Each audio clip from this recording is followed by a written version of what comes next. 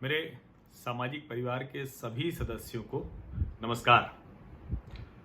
अभी की ये जो बातचीत मैं कर रहा हूँ और जिसको मैं कहता हूँ कि सुबह सुबह एक ऐसी बातचीत होनी चाहिए जिसके एक तो पॉजिटिव सकारात्मक सार्थक निहितार्थ हो और वो बात कुछ बहुत गंभीर बात होती है। अक्सर मैं ये कोशिश करता हूँ कि सुबह की बातचीत कुछ ऐसी ही करूँ।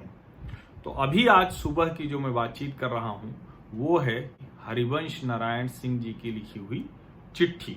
हरिवंश जी जो राज्यसभा के उपसभापति हैं, दोबारा अभी चुने गए, लेकिन चुने जाने के एक सप्ताह में ही उनको जो उस गरिमापूर्ण कुर्सी पर बैठे हुए भी जिस गरिमाहीन आचरण का सामना करना पड़ा, उसके बाद उन्होंने वो चिट्ठी लिखी है और वो चिट्ठी लिखी है राष्ट्रपति महोदय को। ये चिट्ठी रिकॉर्ड में दर्ज हो, वैसे तो बहुत अलग अलग स्रोतों से दर्ज होगी, लेकिन ये चिट्ठी रिकॉर्ड में दर्ज हो, इसलिए मैं ये पूरी की पूरी चिट्ठी जैसी हरिवंश जी ने लिखी है मैं वैसी ही पढ़कर सुना रहा हूं। और ये दर्ज रहे दस्तावेज के तौर पर कि कैसे गांधी की प्रतिमा के समक्ष बैठे हिंसक राज्यसभा सांसदों को, हिंसक आचरण करने वाले राज्यसभा सांसदों को गांधी दर्शन का पाठ पढ़ाया हरिवंश जी ने। बहुत महत्वपूर्ण है ये चिट्ठी, इसलिए मैं इसको रिकॉर्ड के तौर पर दर्ज करता हूं। माननीय राष्ट्रपति जी, भारत सरकार, नई दिल्ली। आदरणीय महामहिम जी, कल दिनांक 20 सितंबर 2020 को राज्यसभा में जो कुछ हुआ उससे पिछले 2 दिनों से गहरी आत्म पीड़ा, आत्म तनाव और मानसिक वेदना में हूं। मैं पूरी रात सो नहीं पाया। जेपी के गांव में पैदा हुआ, सिर्फ पैदा नहीं हुआ, उनके परिवार और हम गांव वालों के बीच पीढ़ियों का रिश्ता रहा। गांधी का बचपन से बहुत गहरा असर पड़ा। गांधी, जेपी, लोहिया और कर्पूरी ठाकुर जैसे लोगों के सार्वजनिक जीवन ने मुझे हमेशा प्रेरित किया। जयप्रकाश आंदोलन और इन महान विभूतियों की परंपरा में जीवन में सार्वजनिक आचरण अपनाया। मेरे सामने 20 सितंबर को उच्च सदन में जो दृश्य हुआ उससे सदन आसन की मर्यादा को अकल्पनीय क्षति पहुंची है। सदन के माननीय सदस्यों द्वारा लोकतंत्र के नाम पर हिंसक व्यवहार हुआ। आसन पर बैठे व्यक्ति को भयभीत करने की कोशिश हुई। उच्च सदन की हर मर्यादा और व्यवस्था की धज्जियां उड़ाई गईं।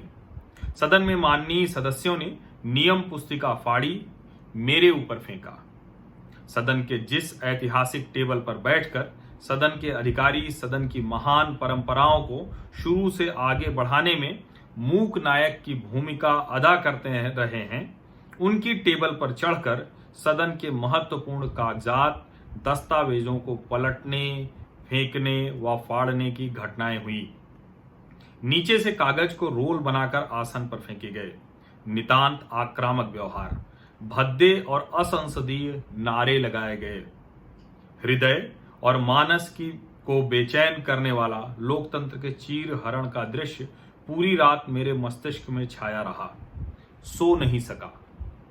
स्वभावतः अंतर्मुखी हूं, गांव का आदमी हूं, मुझे साहित्य, संवेदना और मूल्यों ने गढ़ा है। सर, मुझसे गलतियां हो सकती हैं, पर मुझ में इतना नैतिक साहस है कि सार्वजनिक जीवन में खुले रूप से स्वीकार करूं। जीवन में किसी के प्रति कटु शब्द शायद ही कभी इस्तेमाल किया हो, क्योंकि मुझे महाभारत का यक्ष प्रश्न का एक अंश हमेशा याद रहता है। यक्ष ने युधिष्ठिर से पूछा, जीवन का सबसे बड़ा आश्चर्य क्या है?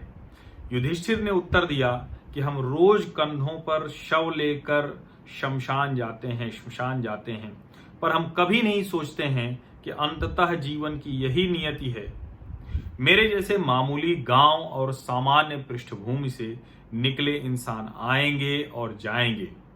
समय और काल के संदर्भ में उनकी न कोई स्मृति होगी न गणना, पर लोकतंत्र का यह मंदिर सदन हमेशा समाज और देश के लिए प्रेरणा स्रोत रहेगा।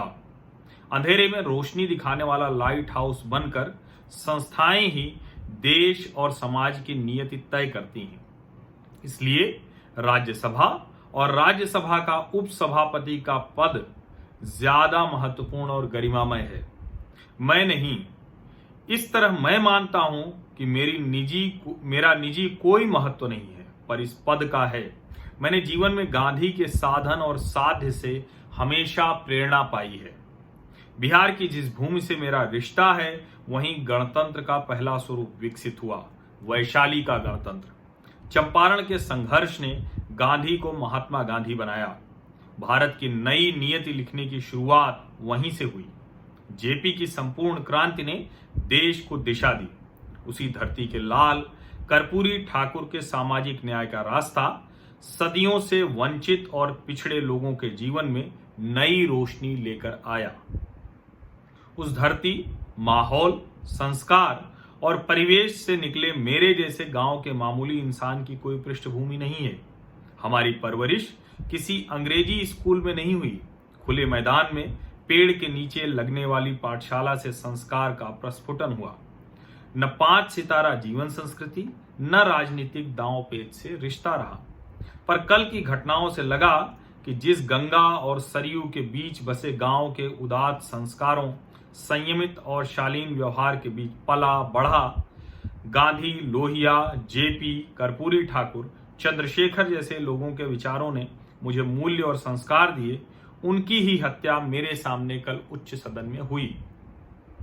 भगवान बुद्ध मेरे जीवन के प्रेरणा स्रोत रहे हैं।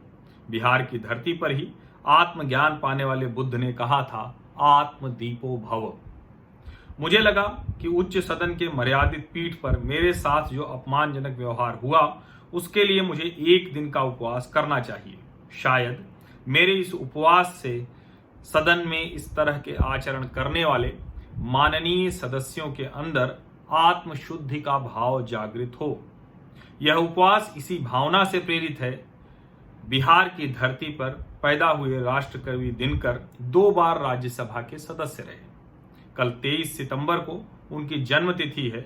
आज 22 सितंबर सुबह से कल 23 सितंबर तक इस अवसर पर 24 घंटे का उपवास मैं कर रहा हूं।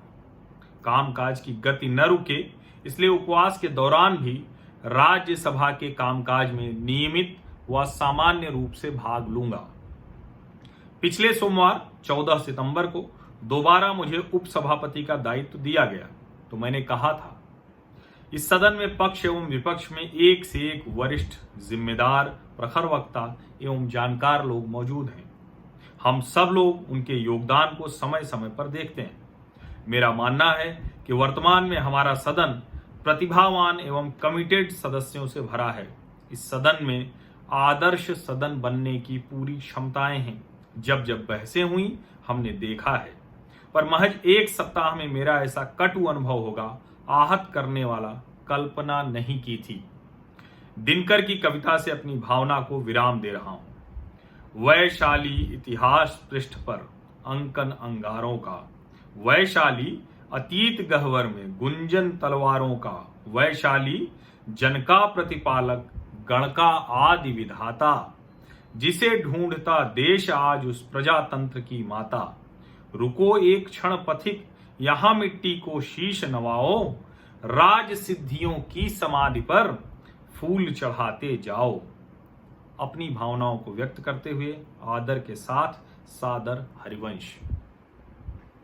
हरिवंश जी ने यहाँ चिट्ठी खत्म कर दी। अब इसके बाद मेरे पास भी बोलने के लिए कुछ नहीं है। इस चिट्ठी को बार बार सुनिए, गुनिए, और ये बहुत ज़रूरी है सुनना और गुनना। भारत के लोकतंत्र की आत्मा जीवित रहे।